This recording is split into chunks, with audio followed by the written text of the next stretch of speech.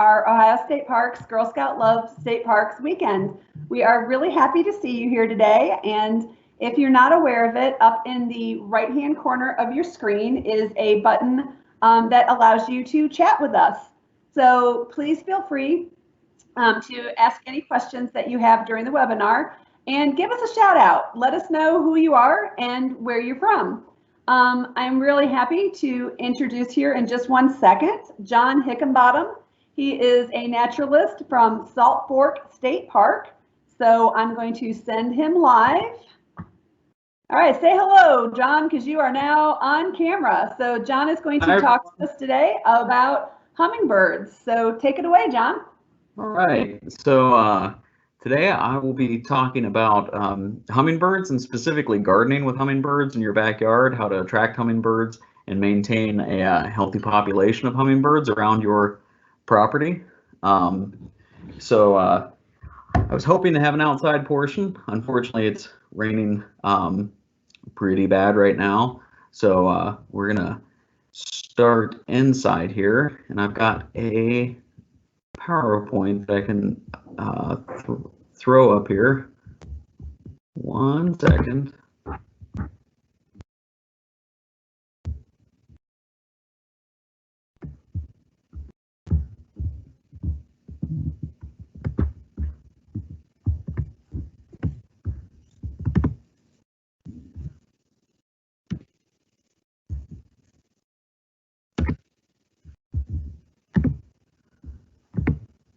We have been noticing in our webinars today that there is a little bit of a delay, folks, just because of the weather and such. So it might take just a second.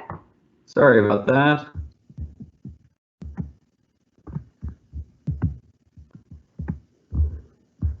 Okay.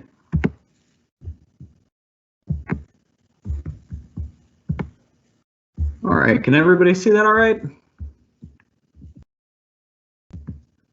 Not quite yet, John. Not quite yet.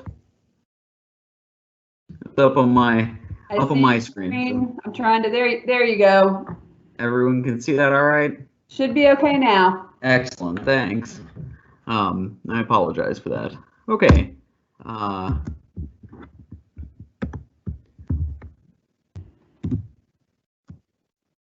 right, so a few things that we're going to cover. Why garden for hummingbirds? Why make your backyard habitat hummingbird friendly? The needs of hummingbirds, the things that they need. Planting native versus non-native plants. There are non-native plants you can get at a greenhouse that are perfectly fine for hummingbirds. However, to preserve some of the integrity of your backyard habitat, it's kind of important that we're planting native species. There are a few ideas to get you started and fringe benefits of having hummingbirds around, as well as some resources. So we'll move on here. Boy, there's even a bit of a delay on my end.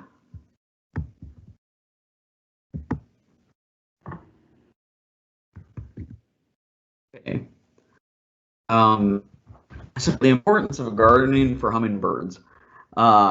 Like most birds, when we're thinking of, migratory birds, which hummingbirds are considered a migratory bird, we have to consider that like half the year, a good portion of the year, they spend on another continent. They're in South America and Central America, and places that maybe aren't as conscientious about agriculture and deforestation as we are slowly becoming here. So if we consider that, portions of the rainforest are getting completely annihilated for agriculture, then we have to kind of try to take up some of the slack here during the portion of the year that hummingbirds spend breeding in North America. So we also have to consider that here urbanization of the landscape is a major issue.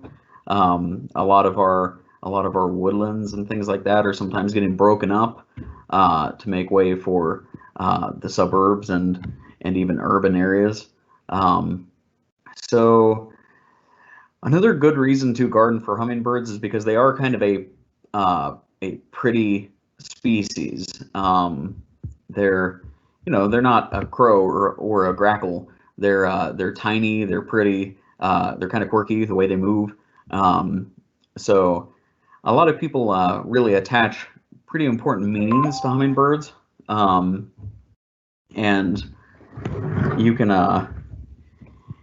they're a lot of folks have special memories associated with hummingbirds. I know when I was I used to be the naturalist prior to working here at Salt Fork. I used to be the naturalist at Lake Hope, and Lake Hope is famous for hand feeding hummingbirds, and they've been doing it, I believe, since 1999. So it's there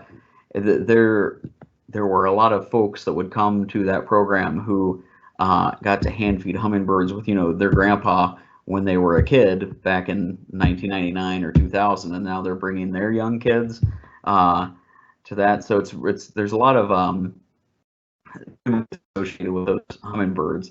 There are also a lot of spiritual, cultural, and historical importance attached to hummingbirds. I believe there were actually some Native American there's Native American artwork like effigy pipes and things excavated from mounds here in Ohio that were actually carved to look like a ruby-throated hummingbird.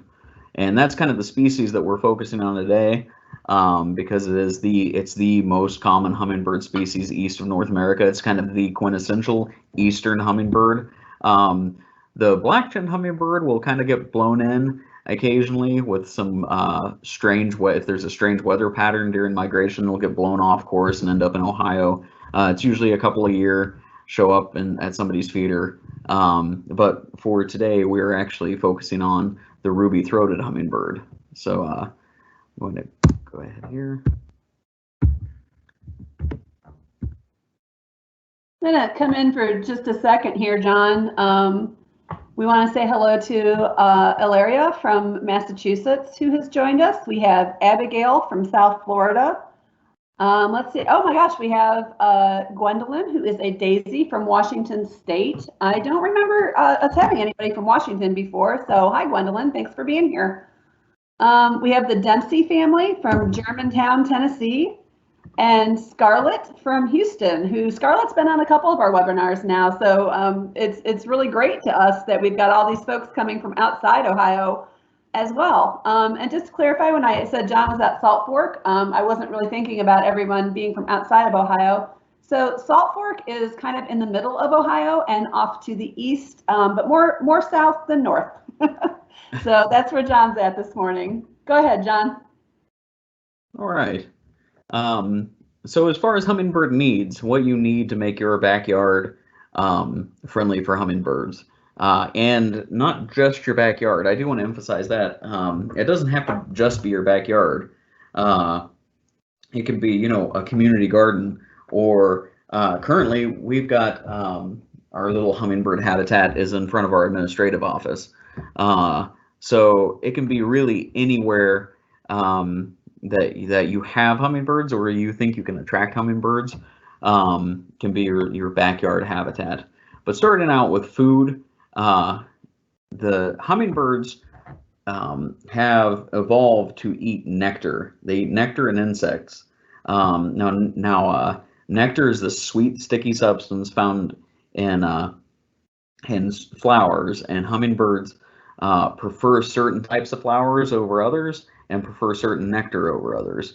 Now we can mimic nectar using a very specific mix of sugar and water. Usually it's a 1 part sugar to 4 parts water mix. You can use warm or hot water. You can actually bring it up to boil and let it cool before you put it in the feeder, and that pretty closely mimics nectar. Now, many people know that hummingbirds drink nectar. They know that they drink that syrup that you make at your house, or that you buy. It's really much healthier for the hummingbird to make the syrup, just plain white sugar, and distilled water. You don't really want to use tap water because of chlorine and things like that.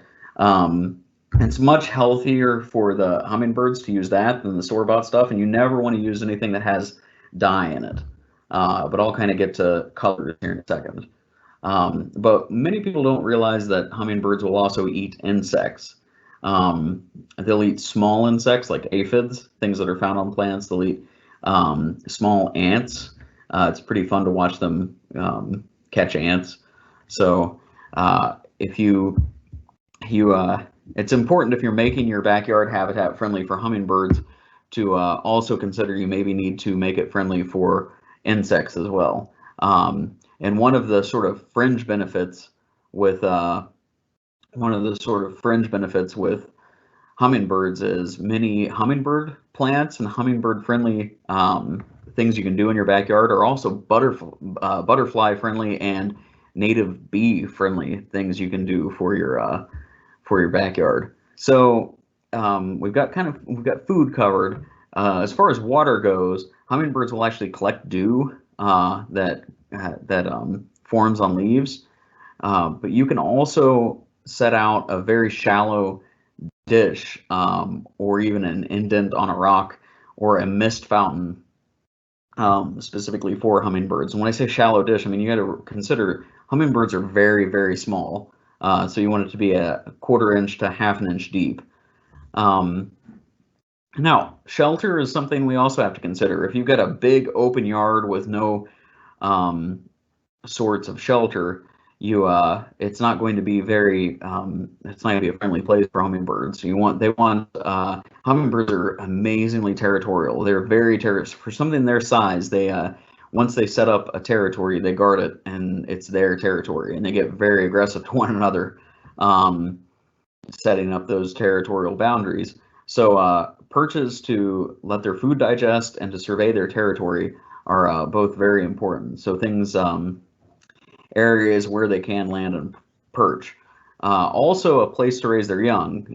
Low woody vegetation with available nesting materials is pretty important. And the nesting materials for the ruby-throated hummingbird include things like moss and lichen, but it also includes spider webs. They will actually use spider webs in their nests, and that is so as the young grow, the nest actually becomes elastic. The nest will actually expand, and then spider web is a perfect material for that because it's naturally stretchy.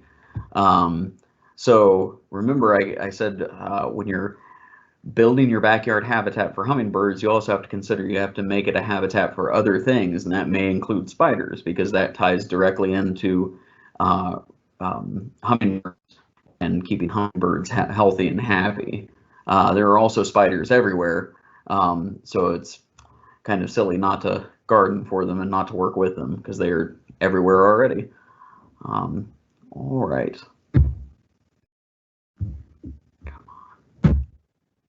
So, John, we already have, holy cow, do we have questions for you this morning? Okay. All right. Casey from South Carolina asked what I thought was a pretty interesting question.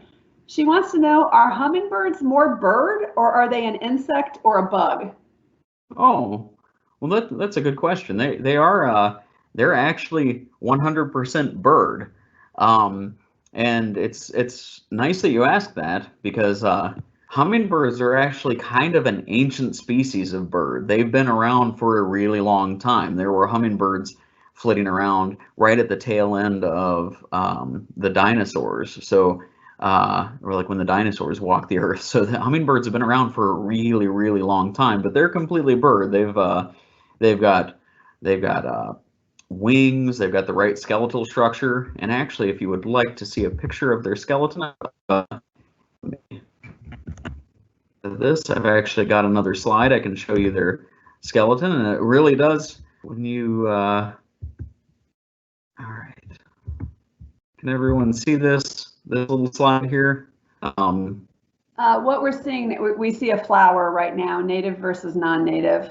Okay. Well, I am trying here. Well, if you're going to get to it later in the presentation, then that's fine. We can wait.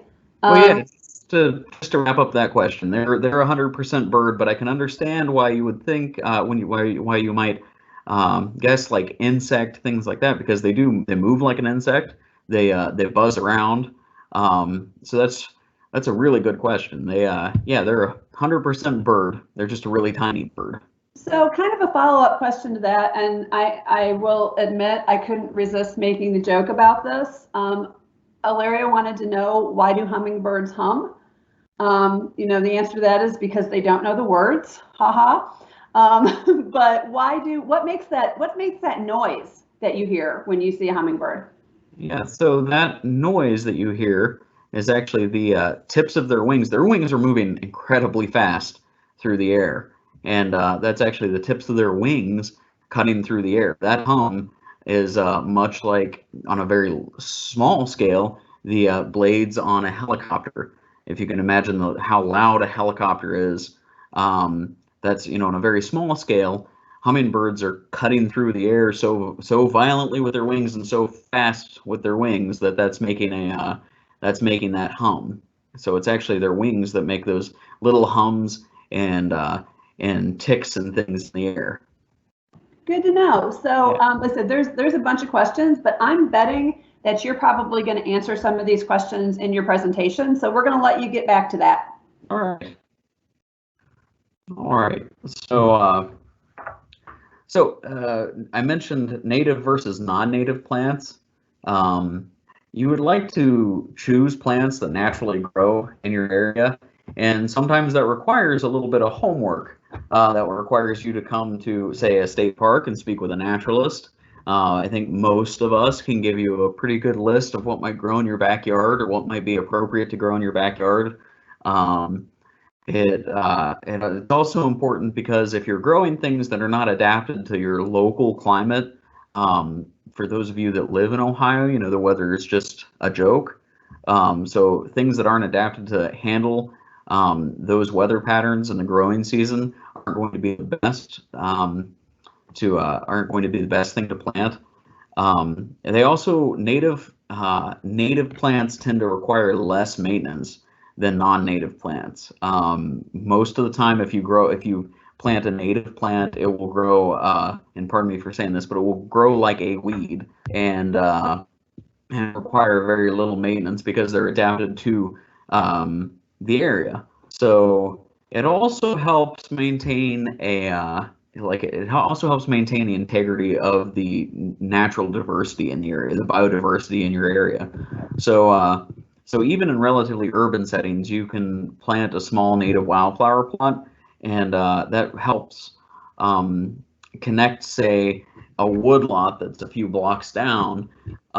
Insects and birds and things like that live in that woodlot a few blocks down, or that city park a few blocks down, will eventually find your yard, and they have a whole area that they can then use to feed and breed and live. So you're actually creating sort of a bridge between areas when you're trying to keep the integrity of your little backyard habitat in mind. It also, native plants will provide the best quality of resources for wildlife. And it may be hard getting started because a lot of nurseries and a lot of greenhouses might not have a great selection of native plants. But once you can adapt to using native plants, you'll find that they're much lower maintenance, and you have a better quality of wildlife resources in your backyard. So now, non-native plants or exotic plants, the problem with those is that they will occasionally outcompete native plants. So if you've got native species that are that maybe are a little more fragile, because the exotic species can sometimes outcompete those. Exotic species of plants also don't have any natural limiting factors in your little backyard habitat. they tend not to have any natural, there's nothing munching on native plant or on exotic plants. They might not be appropriate for the local conditions. Like I said before, if you use native plants that are used to the weather, used to the growing season in your area, then they're much lower maintenance. While non-native plants, they might need a little more help getting started. So you're devoting more time and resources into that. And it also, it's just a lack of quality in those wildlife resources. So remember, we're kind of aiming to look at it from the big picture, not just attracting hummingbirds, but maintaining the whole biodiversity in your little backyard habitat. All right, moving on. Okay, it appears that some of my pictures are not showing up now. Can you guys see any pictures on this slide? We do on that slide, not on that one, no, but oh my goodness, John, do we have questions for you? Okay, that works for me. They want to know a lot about hummingbirds.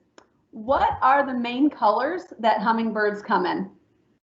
Oh, well, our most common hummingbird here in the east of the Mississippi, the ruby-throated hummingbird, is a beautiful iridescent green, and they're called ruby-throated hummingbirds because they have what's called a gorget. Their throat is a really bright, shiny, iridescent red. The males have this red throat. The females don't have that red throat, but the males have this red throat that they can flare out, and they're very beautiful hummingbirds. Now, if you move west of the Mississippi, say in the southwest, the diversity of hummingbirds increases a lot. So there are a lot of different species and a lot of color variations when it comes to hummingbirds west of us here. But our hummingbird here in the east, the one that we're kind of covering today, is iridescent green, and the females are also that beautiful iridescent green, but they have a light colored throat and stomach, as opposed to having that red throat like the males. So I hope that answers your question. They're beautiful iridescent green. Into some other questions though too. You talk about the males and females looking different. Why is that? Well, that has to do with so the males, when it comes to birds, a general rule of thumb are the males are kind of the flashy ones, the flashy individuals. They tend to have the brighter colors, and the reason for that is it's a way to signal that you're healthy and you're the best possible mate. So if you've got strong genes and you're healthy and you're not sick, your plumage, your feathers are going to be bright and vibrant. Now, the females tend to be more focused on hiding and camouflage because they have to set on that nest and raise the eggs and brood the young. So it's important to hide from predators during that time when you're rearing young. So the females tend to be a darker color in order to blend in. So that's kind of why the hummingbird, that's why birds in general, the males tend to be the flashier ones. They tend to be more brightly colored, and that's a way to signal that you're healthy and that you can reproduce, and you've got good genes. That's why if you look at like the male wild turkey, they've got those big beautiful tail feathers and that long beard, while the females are more camouflage, and that's a way to hide from predators while they're rearing young and setting on eggs. That's not always true. There are some species of birds where the male and female, really hard to tell the difference. If you look at like red-tailed hawks, it can be difficult to tell the difference between the male and female, or many species of owls. It's kind of hard to tell the difference. But when it comes to some of our songbirds and things like hummingbirds, then yes, the male tends to be the more brightly colored of the two. Good. Okay, yeah. One more, since you're talking about nests, I'm going to have one more question, and then we promise we'll let you get back to your presentation. All right. Aurora from Boardman, Ohio wanted to know, will the male hummingbirds eat any of the eggs? Ooh, well, the male So hummingbirds. do we have nest predation among hummingbirds? Not that I'm aware, and I think I think that's mostly because, so an interesting thing about hummingbirds is in relation to their body size, they lay a very large egg. Now, if you had it in the palm of your hand, it would be a very tiny egg, but you have to imagine that that came out of something that weighs about as much as a penny. So, so it's a very large egg, and I don't know that they necessarily have the mechanism to actually eat the eggs. I would have to kind of look. Uh, I would have to look up the. I would have to look up maybe nest predation amongst hummingbirds to see if there's ever been any recorded cases, but I can't. I really can't imagine that there has been. Yeah, I'm not aware of any, so we'll let you go back to your presentation, and I'll do a little research on that. Yeah, thanks, Jenna. All right. So I'm not sure why these photos aren't coming up, but a few examples of hummingbird-friendly plants that you can grow in your yard. Things like wild columbine, and that's a nice one. You can find wild columbine at nurseries and greenhouses and things pretty readily.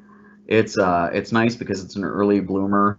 So when the hummingbirds are when they just show up and they really are worn out for migration and they're getting ready to breed, having things like wild columbine are pretty important to grow. One of the keys that you want to remember, you want red or warm colored tubular shaped flowers are best for hummingbirds. So trumpet shaped flowers or flowers with a long nectar tube, those are all things to consider. So bee balm is a type of mint that grows really rapidly if you let it go.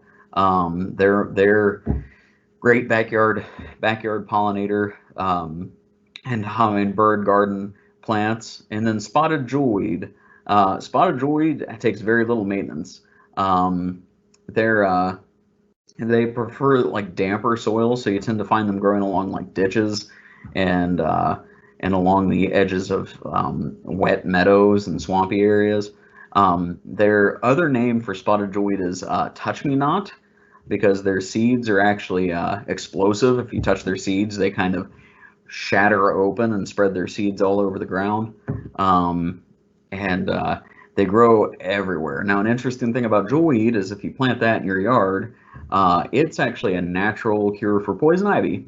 If you get poison ivy on your arm, you can crush up some of the jewelweed and put it on there, and it will actually break up the oil that causes poison ivy, and will also help alleviate any of the itching. So these are all pretty good plants to maintain in your backyard habitat. A couple more. Cardinal flower is a great. That's a excellent flower. It checks off all of the boxes. It's a red tubular shaped flower. It releases a lot of nectar, and it's also low maintenance. It can reseed itself every year. Rural catchfly, it's a little different. Because it requires a prairie habitat. Sometimes it's kind of hard to grow in your backyard, but by all means, give it a shot because it is considered a threatened species. And then there is trumpet creeper, which is a robust and aggressive vine with these long red tubular flowers on them. But it's nice because it has a longer bloom time, so it blooms longer throughout the season. Just a note, since I mentioned it, poison ivy gets a really bad reputation. I mean, it really can take over an area, and if you get it on yourself, it's itchy. However, it's got some wildlife benefits. So if it's in an area that maybe you're not going to frequently, I always encourage people to leave, a small patch of poison ivy if it's not like next to a walkway or anywhere where you're going to go frequently, for a number of reasons. It provides shelter for a lot of animals because it's a vine. And also the berries persist all winter long. So you can see these white poison ivy berries hanging off the vine. They're dried out and everything, but they persist through the winter. And a lot of species, when everything's frozen and locked up in the depths of winter, poison ivy can be a resource for a lot of different bird species and a lot of other wildlife. But okay, so trumpet creeper. John, since we can't see your pictures, not sure what's going on, but they're not showing up. We have 71 published questions right now. So let's go back to the Q&A for a minute since the flowers aren't showing. A couple of people have wanted to know if hummingbirds use special kinds of birdhouses. Can they buy a birdhouse to put outside? Besides feeders, how can they bring hummingbirds to their garden and give them shelter? Well, areas that have you want to, when you're planting things in your yard, you want to consider, it goes back to that, do they have enough room to perch, and are they is there cover from predators? So you want to think about planting like native leafy shrubs. You don't, like, if you have trees, that's great, but you know, if your yard is lacking in trees, you can plant native leafy shrubs. I actually, while it's not native, I have hummingbirds that nest in a dwarf peach tree that I have in my yard. And again, it's low, it's leafy, there's lots of cover, and there's plenty of places for them to perch. So you want to consider things like that. To my knowledge, there aren't hummingbird houses because they're pretty particular about constructing their nest. But they construct those nests on branches. So they do need something stable to construct those nests on. So something like a native tree or a leafy native shrub. I hope that answers your question. Yeah, to my knowledge, I don't know of any hummingbird houses per se, but having plenty of areas to perch. I have a clothesline in my yard, and all of the birds that come to my yard enjoy using the clothesline to perch on. I know that sounds too simple, but they really do. I've got my clothesline in my yard is kind of more of a bird perch than a clothesline. So having places to perch and survey their territory, that's very important. Okay, we've also got a lot of questions about nesting. Can you talk about hummingbird nests and how they build their nests? Yeah, so hummingbirds will collect pieces of lichen, and lichen is that kind of scaly, green, leathery stuff that grows on the bark of trees and on rocks and basically everywhere. But that kind of scaly, leathery stuff that grows on trees, they will collect that. It adds a bit of camouflage. They will collect things like milkweed fluff and cattail fluff and dandelion fluff to line their nest with. Hey, yeah, thanks. As long as they can. So they'll collect that, and they'll also, as I mentioned, they'll collect spider webs because spider webs are naturally stretchy. They're naturally elastic. So when those young hummingbirds hatch, they're about the size of a bumblebee. They're about the size of the end of your little finger. They're really small, downy, completely dependent on their mother, but they grow rapidly. You can see how large those babies are already. They're almost the same size as the adult. So that nest needs to be able to expand. So they will use that spider web and weave that spider web into that nest, and it allows it to expand as the babies grow. And they kind of attach that onto branches, as you can see in this picture, and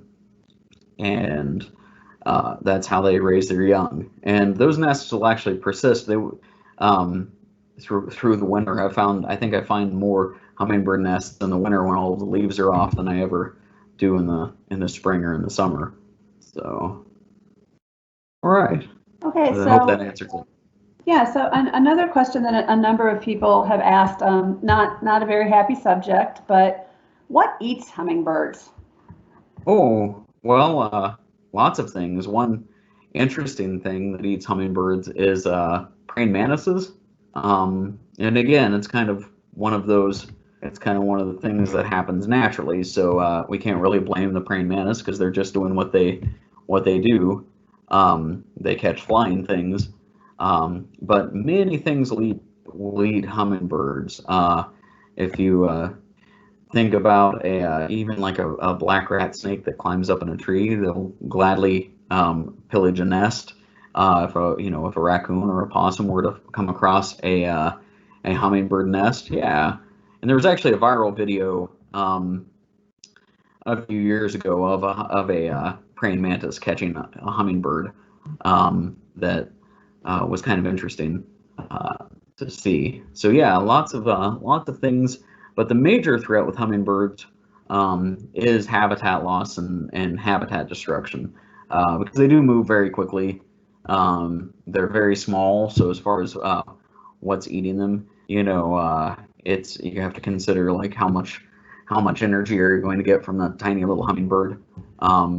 But yeah, many things will actually prey on the young in the nest as well, as opposed to just the adults. You have to consider things that eat eggs, like snakes, and if a enterprising raccoon were to find a nest, I'm sure he wouldn't turn down some baby hummingbirds.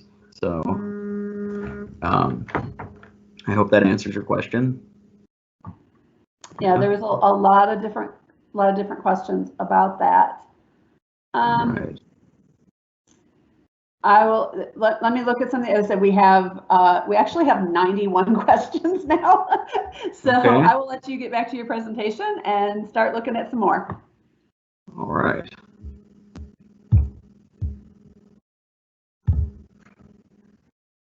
All right. So can everyone see my presentation all right? I'm not sure why the photos are not coming through, but that's okay. No. Can you see the presentation yet? No, still seeing a hummingbird photo. In the meantime, another question that's coming up a lot is talking about how hummingbirds fly. Are they the only birds that can fly backwards? I believe they're the only birds that they have that distinction of being the only birds that can fly backwards. They're not the only ones that can hover in place, but I believe they are the only ones that can hover backwards. 1 second. Yes. There are other birds. Oh, are we good? Back up. Can we sit? Excellent. Yep. Thank you. So this kind of goes back to one of our questions. Someone asked, as far as having areas in their backyard that are friendly to hummingbirds. You have to consider if you're using feeders, feeder placement. Because hummingbirds are territorial, you don't want them to be too close together because hummingbirds will develop sort of fidelity to feeders. They'll be loyal to a certain feeder. So you want them to be at least 10 feet apart and out of sight from one another. Sometimes that can be kind of challenging to do, especially if your yard is a simple like square yard, or rectangular shaped yard. It can be kind of challenging to hide the hummingbird feeders, but at least 10 feet apart and trying to angle them so they're out of sight from one another can be pretty important. You also want to remember they need to be out of reach of predators. One thing that I didn't mention when we were talking about what eats hummingbirds, domestic cats, house cats, are a huge threat to all, not just hummingbirds, but to all songbirds. So if your feeders are within reach of a domestic cat, it's not necessarily the best thing. So you want to make sure that they're out of reach of predators. So you also want to avoid chemical use in your yard, which again, I understand in like an urban or even a suburban area that can sometimes be a challenge because while you might not spray your yard, you might live very close to a neighbor that sprays everything with Roundup.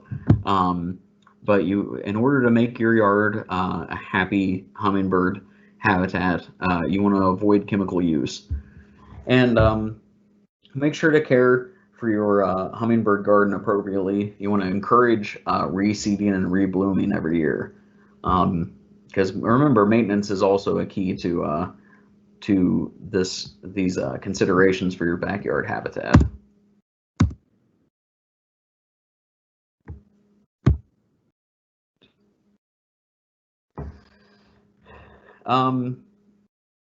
Can you see this picture at all? I can't seem to see this picture. All right. Well, I apologize for that. I'm not sure why, but so every 1 yard turned into a landscape for hummingbirds can make a huge difference as far as whether those individuals that use your yard make it through the year, make it through the breeding season, and are able to go back to their wintering grounds in the tropics in South America and places like that. So if you can create safe havens for not just hummingbirds, but all like migratory species, that makes a huge difference. If you think about these little pockets of areas where they're not having predators prey on them frequently, there's food and shelter and water available consistently through that breeding season and through the summertime. It makes a huge difference, and that difference can be reflected in how used your backyard habitat is. If you're filling your feeders every day, that is not a bad thing. That means things are utilizing your backyard. So it also increases the biodiversity.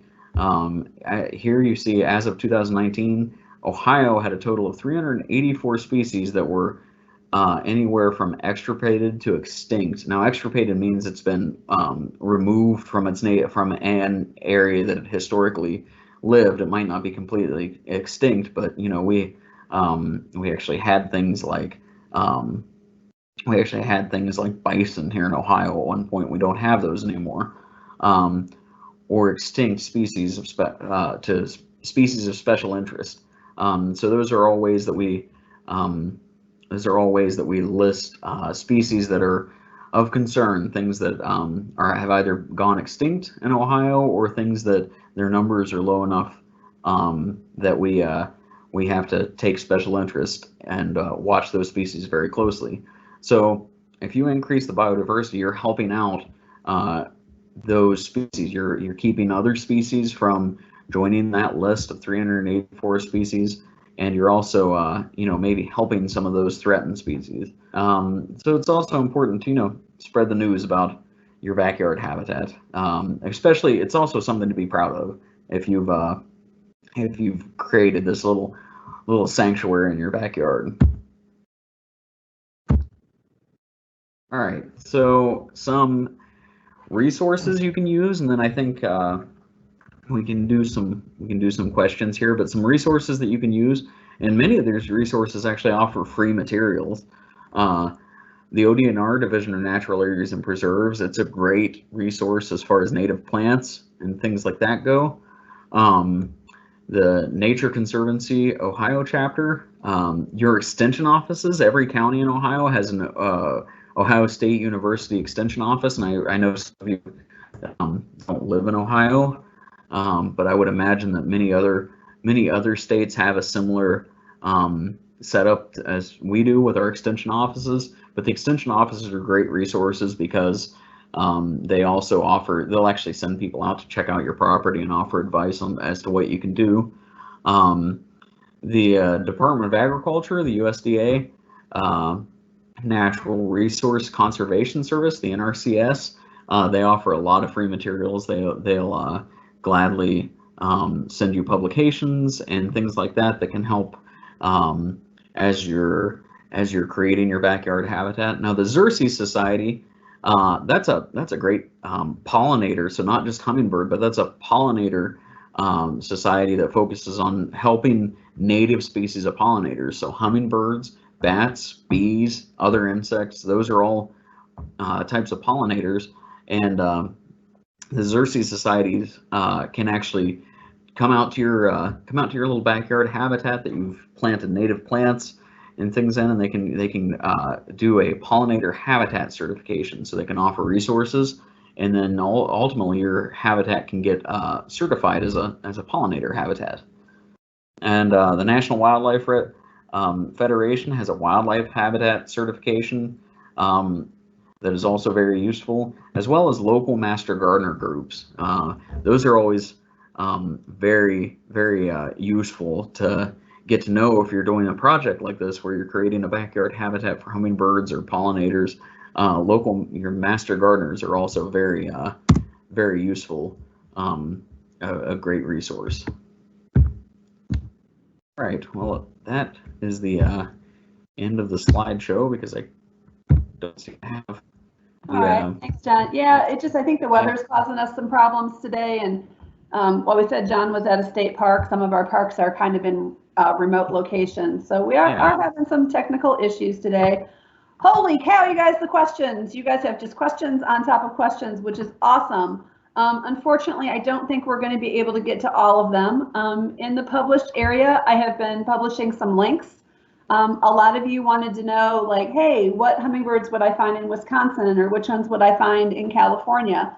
There are roughly about 24 species that you can see in North America, but some of them are going to have really limited ranges, usually in the South and West, and you may only see some of these different species of hummingbirds like in South Texas or Southern California. So I posted a link there that talks all about the hummingbirds in North America.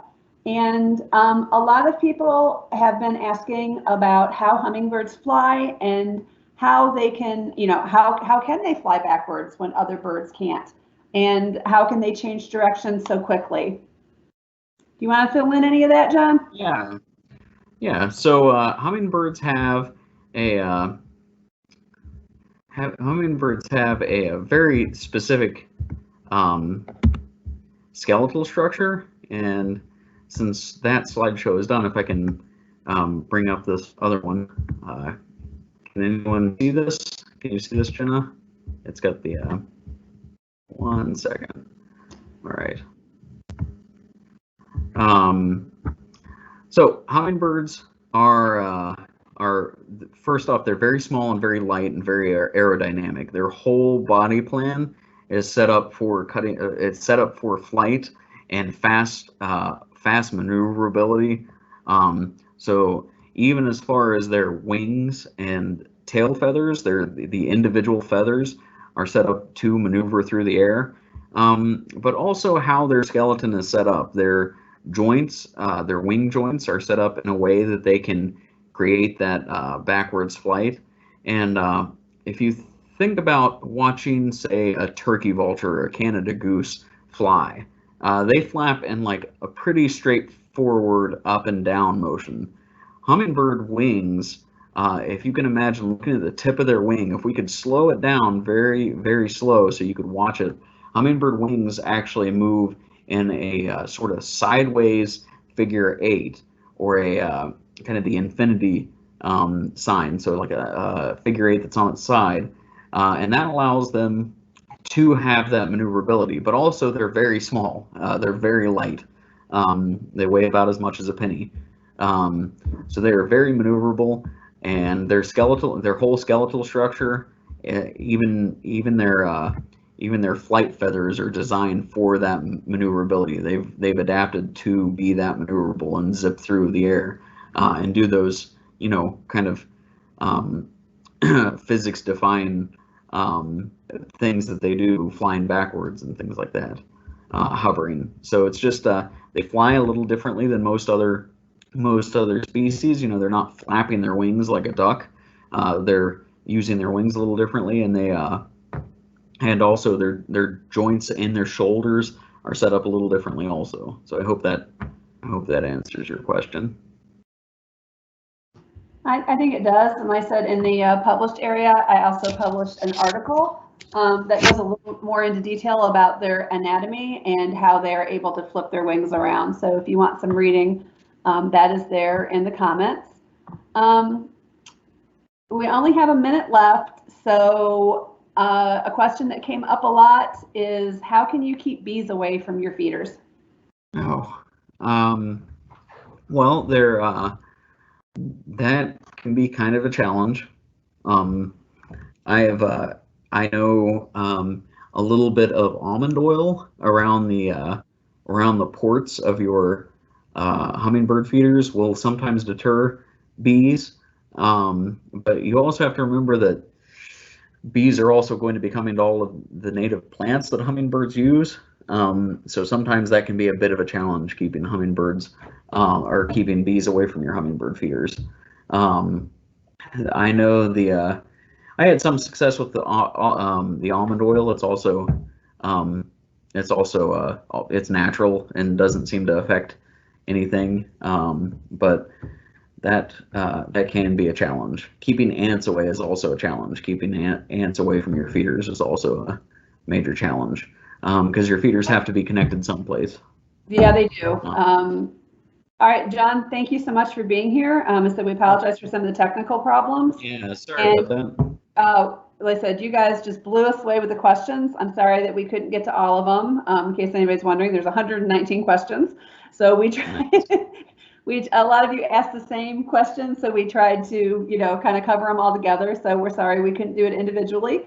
Again, thank you so much for being here. Our next webinar, we are going to be going south to way south Ohio, Portsmouth, Ohio, on the Ohio River, which is Shawnee State Park. And we're going to be joining Jenny Richards, who is the naturalist there, and she is going to talk about edible plants. So please join us in just a couple of minutes. And thanks a lot, John. We really appreciate it. Thank you.